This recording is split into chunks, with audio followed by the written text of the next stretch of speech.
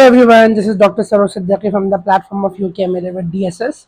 And let's just move on to the follow-up structure that we are going to discuss today.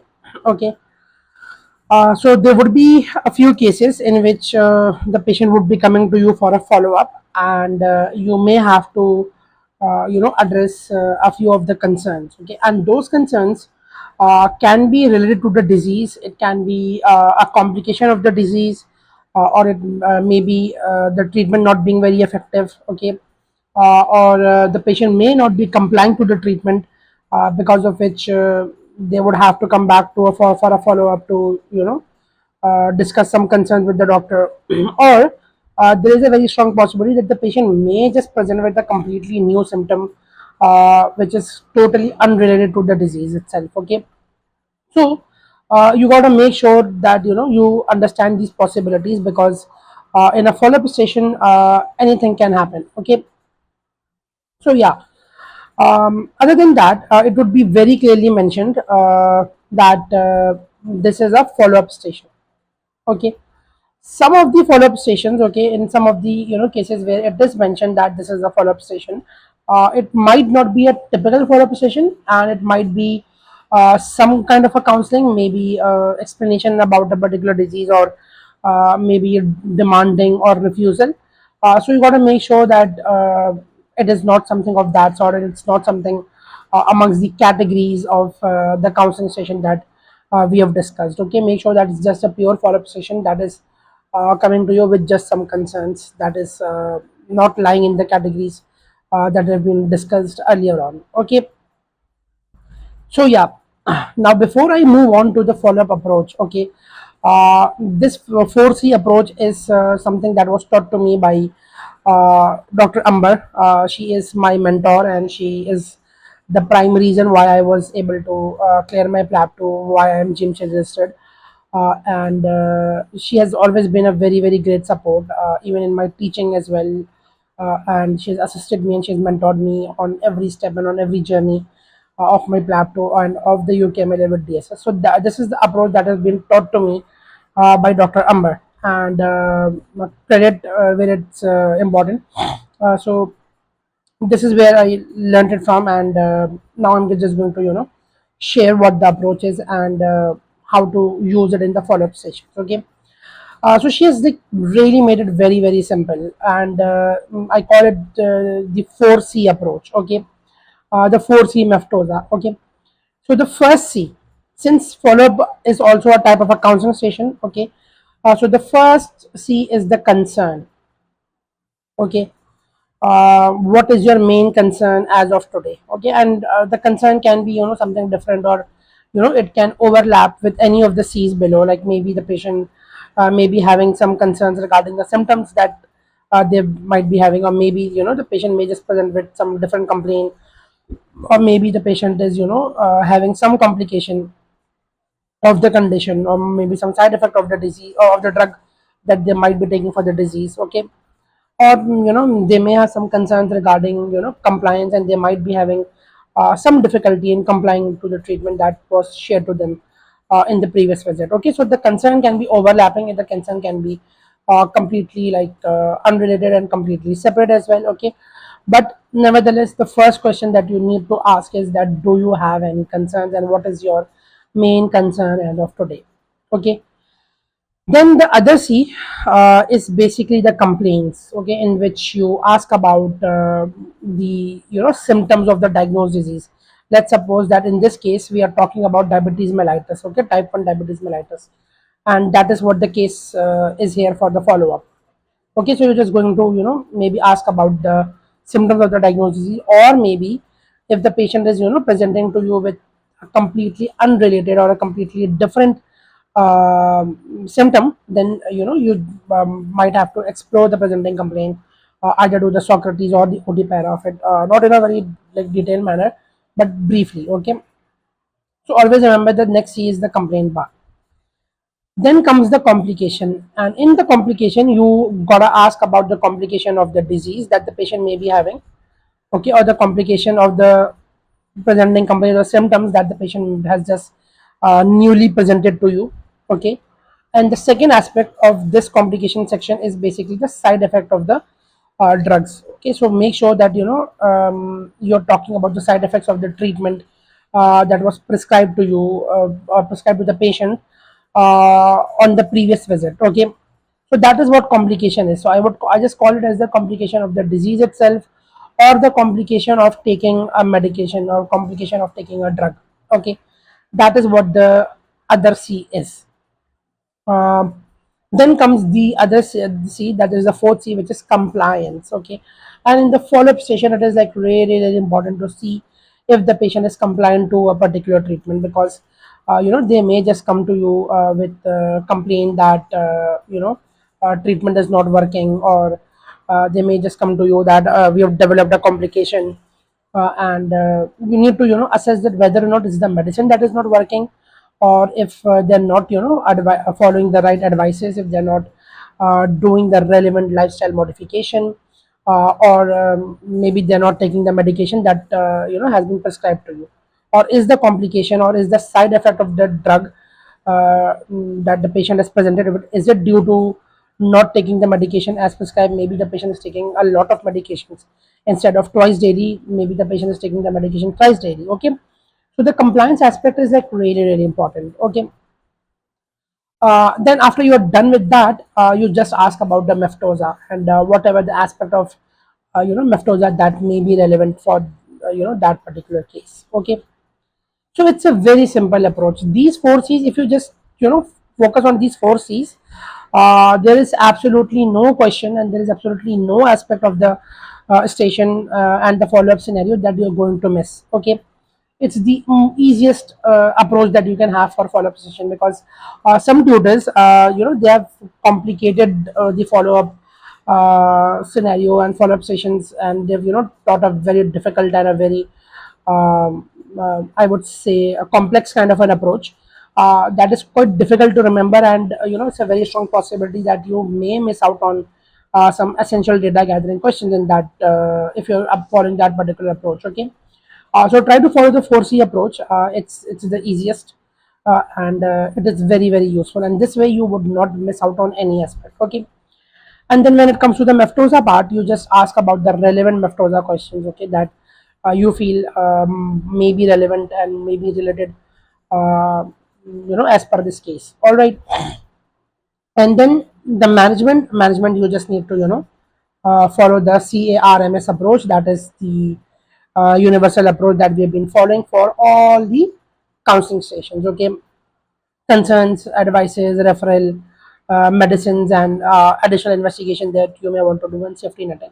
We know what is the CARMS approaches, and we have been following it like multiple occasions. Okay, so yeah, that is the approach for the follow-up station. Now let's just very quickly discuss one case. Okay, and I'll discuss the diabetic follow-up case. So she's a 40-year-old lady who is here for a follow-up. She was diagnosed with diabetic ketoacidosis and was stabilized in discharge room.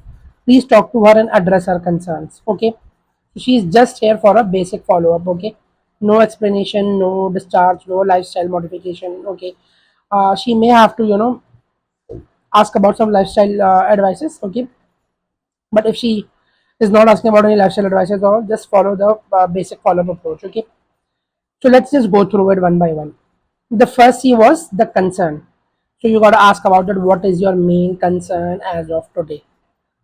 Okay, and in this particular case, she said that, doctor, I am worried about my sugars going too low and its complications. All right, and then you'll be like, okay, thank you so much for sharing your concern with me. Will it be okay if we can have a chat, and if I can ask you a couple of more questions to make sure that I'm able to understand your condition better and explain things to you in a much better way?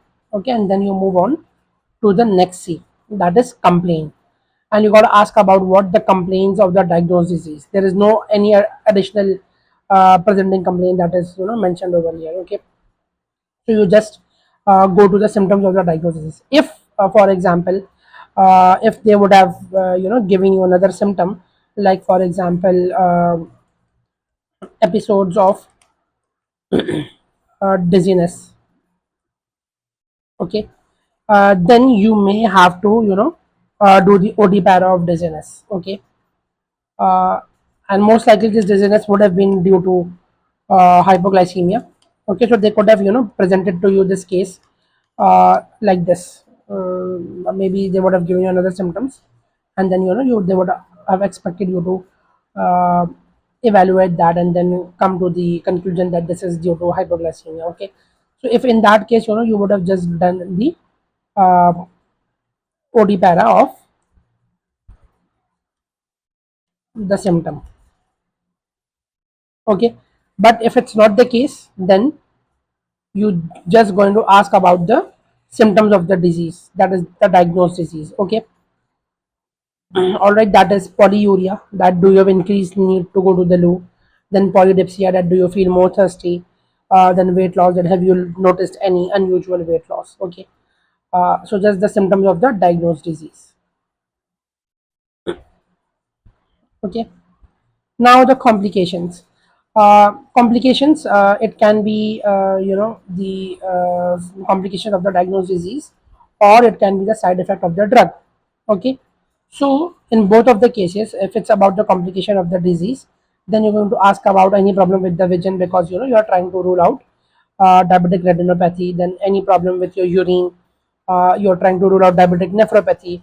And then any numbness or tingling sensation in the body, that means you're talking about diabetic neuropathy. Okay, and then any abdominal pain, nausea, loss of consciousness, that means that you're thinking about diabetic ketoacidosis. Okay, and since this patient is a diabetic patient and she was diagnosed with DKA.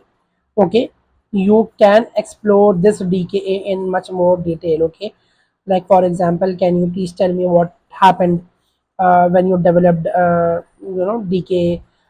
Did you have any abdominal pain? Did you have any nausea? Did you have any loss of consciousness? What was done to you? How were you treated? What were the advices that were given to you? And then on the answer of these questions, she's going to say that yes, doctor, they gave me some insulin, and they gave me some IV fluids, and then they discharged me on this particular insulin. Okay, so now you know that the drug that this patient is taking, or the medicine that this patient is taking, would be insulin. Okay, so now you got to ask about the complication or the side effect of the drug. Okay, that means that if the patient is taking insulin, they might go into hypoglycemia. Okay, so just ask about the questions of hypoglycemia. That did you develop any palpitations? Did you develop any sweating, or by any chance did you lose your consciousness? Okay, so all the symptoms of hypoglycemia you can ask. Okay, so you see, you ask a bunch of questions, but all of them would be related to the basic, that is complication of the disease or the side effect of the drug. Okay, so make sure that you are covering the complication part in detail. Okay, because this is an important section in the follow-up station. And then comes the compliance. Like for example, it can be compliance with a medication, like are you taking the insulin as prescribed? And then they're going to say that yeah, doctor, I always take it whenever I have my lunch, or whenever I have my breakfast. I also take it when I'm skipping my meals. Okay, so in the compliance part, you will get something or the other that is causing a hypoglycemia. Okay, uh, so they may just say that okay, I'm taking more doses because I'm very worried about my diabetes. Okay, so it can go in any direction. Other than that, you can it depends on case to case. You may ask about compliance to lifestyle modification, like exercise, that do you exercise 30 minutes a day. And then they may say that yes, doctor, I exercise a lot, I exercise up to 60 minutes a day as well, and then immediately after exercise I end up taking insulin. Okay, so something or the other, maybe you will be getting, that would be pointing towards the possibility of the patient going into hypoglycemia. Okay, then healthy diet and smoking cessation. Okay, just to ensure that they are complying to the lifestyle modification advices. Okay, and then you do the meftosa. All right.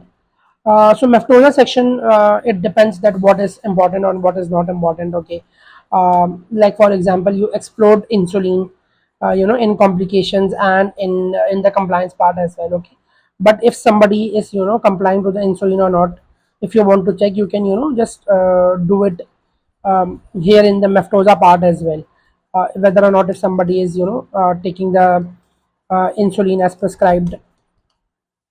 Okay, you can ask about any other uh, anti-diabetic mellitus medications that they may be taking. Okay, other than that, in the family history, you can ask about if there is a uh, family history of diabetes and DKA.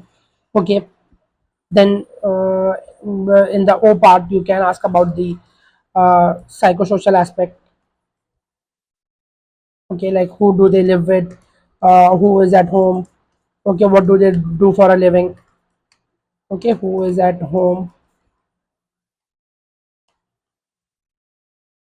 and then who do they live with, and then you may just ask about their occupation, because all of it may be important in a diabetic patient. Okay, so you can just touch upon these aspects of the meftosa part. Okay, and that is why the meftosa part is there, so that if you're missing out on anything in the 4C section, you just end up asking it in the meftosa part. Okay, it's an important part, so do not forget about that just because you're focusing on the 4Cs. Okay, so yeah, that is the structure that you need to follow, and just think about it. Okay, when you're following the 4Cs and when you're doing the meftosa, there is literally no question. Okay, there is literally no question that you have left, and you've covered each and every aspect of it. You've covered each and every parameter of your data gathering just by this approach. Okay, um, the management is the same, like it's the CARMS approach. You start off by addressing the concerns that she was concerned about low sugars and its complications. So say that always make sure that you take insulin with the meals. Okay, and you do not take it on an empty stomach. Make sure that you keep some sugars and some juices with you. If you feel the symptoms of hypoglycemia, which includes palpitations, which includes sweating, which includes dizziness. Okay, so just give those advices when it comes to the concern, and then you can just give general advices about the condition, like for example, take healthy diet, avoid fast food, avoid sugars, quit smoking, exercise 30 minutes in a day. Okay, and try to reinforce those particular advices on which the patient have been non-compliant. Okay, then the referral and admission, it depends. Okay, if the DK is still there, okay, and if the patient says yes to these questions about the DK, okay, then you may have to admit the patient. Okay, and if the patient says yes to the hypoglycemia questions, that okay, right now the patient is having palpitations, right now the patient may be having some sweating. Okay, so no, you may want to just admit the patient for observation for hypoglycemia. Okay, if it's not the case, if it's everything is under control, and the patient just needs routine follow-ups. Okay, so you can refer the patient to the diabetic clinic. Okay, and again, the diabetic clinic is a one-stop solution for all the diabetic people, where they're seen by endocrinologists, which basically cover the diabetic part, nephrologists to make sure that their kidneys are fine, ophthalmologists to make sure that their eyes are fine, neurologists and cardiologists to make sure that their nervous system and there is no effect on the cardiovascular system because of diabetes. Okay, like all of these things. Other than that, there are some physical therapists as well, dietitian and nutritionist as well. Okay, which provide an holistic care and the one stop care that is needed for the patient of diabetes. So make sure that you are referring these patients over there if they just need a routine referral. Okay, but if they need observation, keep them in observation for a few hours. If there is an indication for admission, then definitely admit them.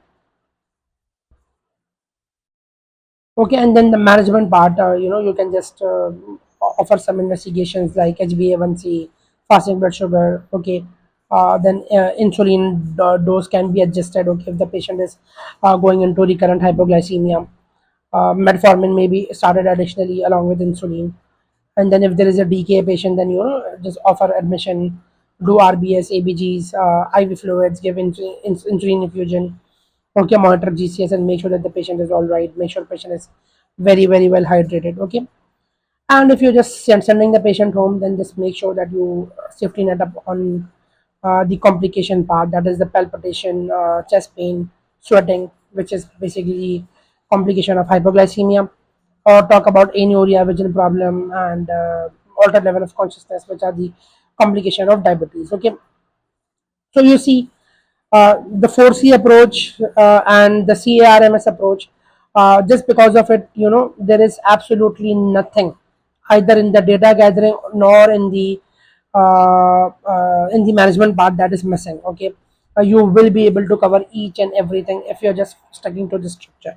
And like I've discussed, 10 to 12 different cases, um, uh, in which I've discussed the CARMS approach, and 10 to 12 different cases in which I've discussed the four box approach of counseling, and you could see that it can be applied to all those 7 to 8 cases and those 8 to 10 cases that I discussed in the counseling category. Okay, so just make sure that when you're studying, when you're going through it, you keep on applying all of these cases to the approach that have been taught to you. Okay. One important thing that I would like to share, that is the drugs that are tested in the PLAB2 exam. Okay, and why? Because a lot of follow-up cases would be testing the side effect of these drugs. Okay, like for example, a patient of depression may come to you for a follow-up with the complaint of confusion and tiredness, and that may be because of citalopram. Okay, so you need to keep that in mind. Then again, a patient of hypertension may come to you with either confusion or tiredness or pain in the joints, and they may be because of the thiazide diuretic. Okay, patient of nephropathy, okay, may come to you uh, for a follow up. Okay, and not nephropathy, basically a patient with chronic back pain and or arthritis would be coming to you for a follow up, and the patient will be presenting with nephropathy, and it would be because of NSAID, and that case is called the NSAID nephropathy. Okay, so you should be aware that okay, NSAID causes nephropathy. Then oxybutynin, patient who's taking oxybutynin may come to you for a follow up with the complaint of confusion. Okay, so keep that in mind. Carbamazepine, some patient may just come to you with sore throat and dizziness, and they may be taking carbamazepine. Okay. Then there is a very famous case in which the patient basically presents with alopecia, and it's because of the tacrolimus, because the patient had a renal transplant. Okay, so they may just present to you with alopecia, and eventually you would find out that okay, it is because of the tacrolimus that this patient is taking. Okay, then patient may present with gastritis because of the hyaluronic acid. The patient of osteoporosis, like maybe having this complaint, so they may come to you. Then about the steroids, there is no specific follow-up session in which either of these symptoms would be occurring because of the steroid, but there is an explanation counseling station in which the patient is very skeptical about taking steroids, and they want you to explain the side effect of steroids. Okay, so you should be aware that what are the side effects of the steroids. Then same goes for sodium valproate. Okay, people may just ask about the side effects of sodium valproate. An epileptic patient being discharged. Remember, I discussed that case in which the patient was being discharged on sodium valproate. But in the case that I discussed, it was mentioned that the medication have been explained to them. But in case the medication have not been explained to them, in that particular case, you would have to explain what sodium valproate does. Okay, and they may just ask you about the side effects of sodium valproate, so you may have to explain it. So remember these side effects, that menstrual irregularity, drowsiness, and hallucination are the possible side effects of sodium valproate. Okay, then somebody with muscle pain, may come to you taking atorvastatin.